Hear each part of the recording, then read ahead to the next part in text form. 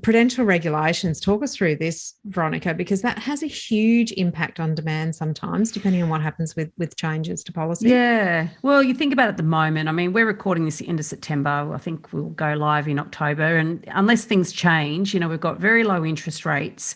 And there's a lot of call on the RBA, the Reserve Bank of Australia, who controls interest rates. And there's a lot of call on APRA, so that's the Australian Prudential Regulator, and ASIC and all those regulators to actually try to control or put a handbrake on the property market because, of course, prices are going crazy and there's a lot of talk about unaffordability, et cetera, et cetera. Now, all of these regulators do have their certain areas that they're meant to be controlling, and one of them is household spending and debt levels and that sort of thing. But it's a complicated, the economy is complicated. Interest rates don't just impact on house prices, they impact on a whole bunch of other things. And so they can't just change it because prices are rising. There's other reasons why interest rates are low. And so, but what they will do is start flexing their muscle in various ways if they feel the property market is running too hard. Now, back in 2017, when Sydney and Melbourne were booming and we were sort of at the end of 5 years of straight property price rises. And there was a lot of investor activity at that time. A lot. In fact, actually, it was earlier than 2017. The market peaked in 2017, but back in 2016, APRA actually started controlling or putting in place controls around investor lending because investors had got up to about 60% of the property market buying property, way too high. Out of whack. Yeah.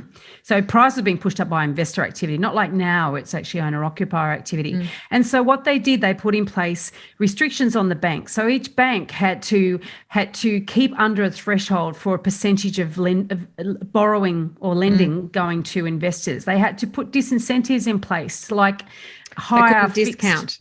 They couldn't discount their variable rates, the standard variables. That's it. And then there was a real issue with interest-only lending. God, I had a mental blank then. So a lot of investors will borrow interest only. So they're not paying back any of the principal of that loan. And so from a tax perspective, their accountant would be recommending that might be a good thing to do. And so therefore, another area that APRA could exercise control is to say, well, you know what, banks, you have to cap the amount of investor interest-only lending that you have. So all of these things came into play, and they did actually have the effect of taking out quite a lot of investors out of the market and also limiting the amount of money that a lot of these investors could actually borrow. And so back to what increases demand is easy access to money. They control the easy access to money for a part of the market.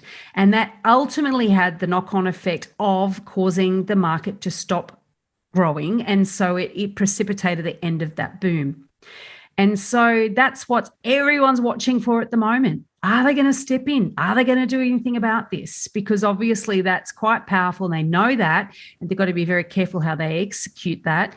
But There's it's such certainly knock-on effects, Veronica, for those sorts of decision making. And we're actually seeing that in the investment space at the moment. There's a huge knock-on effect to rental properties at the moment because investors were squeezed out of the market through these. Anyway, we digress, but that's a whole nother topic in and of itself, because these sorts of things that are maybe thought to have one impact often have consequential impacts that were not anticipated